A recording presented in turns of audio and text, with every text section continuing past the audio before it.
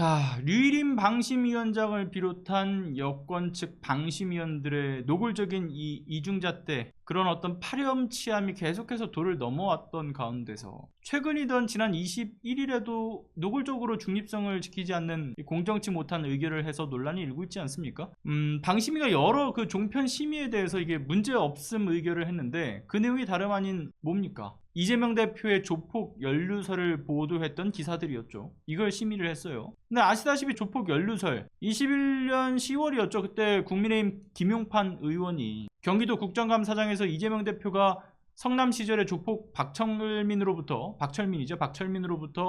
뇌물을 받았다, 이런 허위 자료를 기반으로 한 날조된 정보를 마치 사실이냐 그 의혹을 제기한 바가 있었던 것인데, 이게 곧바로 하루아침에 쟤네들이 짜고 친 게 맞다, 이런 것이 들통이 나지 않았습니까? 그렇게 짜고 친 고스톱이라는 사실 밝혀지고 나서 박철민의 경우에는 지난해 11월에 이제 징역 1년 6개월의 유죄 판단을 받았던 것이고요. 그렇게 국민의힘에서 대국민 사기극을 벌였던 거 아닙니까? 그런데 이에 대해서 이재명 조폭에게 20억 받았다, 이런 식의 제목의 TV조선의 기사라든가, 전담 조직의 기획폭로, 박철민은 사실이다라고 얘기를 계속 강조하고 있다, 이런 제목의 기사라든가, 박철민 돈다발 추가 공개라는 제목의 채널A 기사, 그리고 이재명의 20억 박철민 돈다발 사진 간 것 맞다, 이런 식의 제목의 JTBC 기사도 있었고요. 그러니까 상당히 악의적으로 이재명 대표를 악마화하기 위한 그 제목으로 클릭 장사질까지도 유도했던 그 종편 보도들에 대해서 이걸 문제없음으로 의결하는데 그 이유로 든 얘기들이 정말 기도한 차입니다. 류일임 위원장을 비롯해서 여권목 추천위원들이 뭐라고 주장합니까? 해당 방송들이 이재명 대표가 조폭으로부터 20억을 받았다라는 단정적 보도가 아니었다, 그저 김용판 의원이 제기했던 의혹을 보도한 것뿐이지 않냐, 언론사에서 이거 충분히 좀 취재 보도할 수 있는 영역의 의혹 보도일 뿐이다, 이러면서 종편의 입장에서 강변을 했다라는 거죠. 심지어는 그뿐만이 다가 아니라 심의 과정에서 그 윤성옥 심의위원만이 유일하게 이걸 반대를 했어요.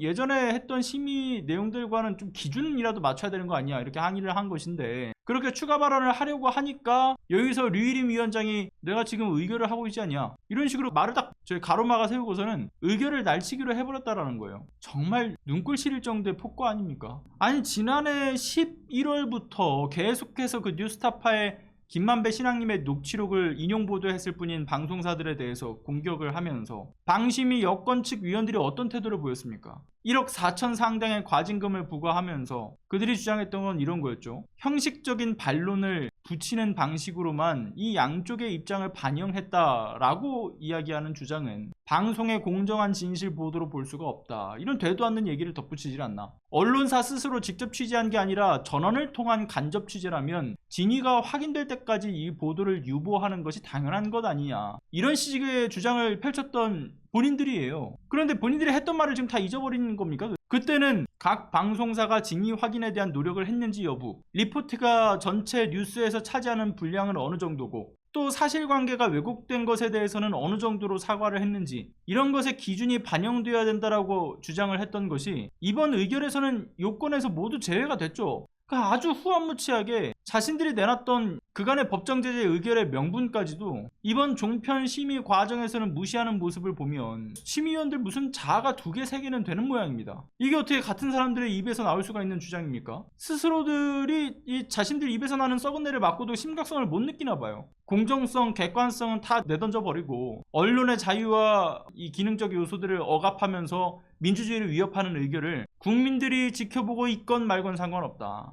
마이웨이로 우리는 윤석열 정권만 어떻게든 수호하겠다, 방탄하겠다, 이에 트집 잡는 언론들은 무너뜨릴 때까지 괴롭히겠다, 이걸 보란듯이 보여주고 있는 행정 권력을 등에 업고서 이 독재적 권한을 행사하는 남발하는 것, 정말 보란듯이 보여주고 있으면서 계속 이 행정 권력을 등에 업고 독재적 권한 행사를 남발하는 이 방심의 여권목 인사들, 이들의 누가 봐도 비상식적 행위를 하나하나 짚어봐야 한다는 것 그 자체가 정말 제 입이 썩고 제 눈이 썩는 듯한 정도로 이 기분이 더러워지는 것은 저만 그런 겁니까? 여러분들은 어때요? 달리 논할 평도 아까울 정도의 소식이라고 봐요, 저는. 늘 말씀드리는 것처럼 이명박근혜를 뛰어넘는 이처럼 극악무도한 정권도, 그리고 그런 정권에 편승해서 파렴치한 짓을 멈추지 않는 이들이 이렇게 보란듯이 활기를 치는 모습도 제 삶에서 다시금 이 최악을 경험하게 되리란 것은 좀 상상조차 못할 일이었다라고 생각하는데, 이게 작금의 현실이라는 것에 정말 매번 느끼는 거지만 절망스러울 지경입니다.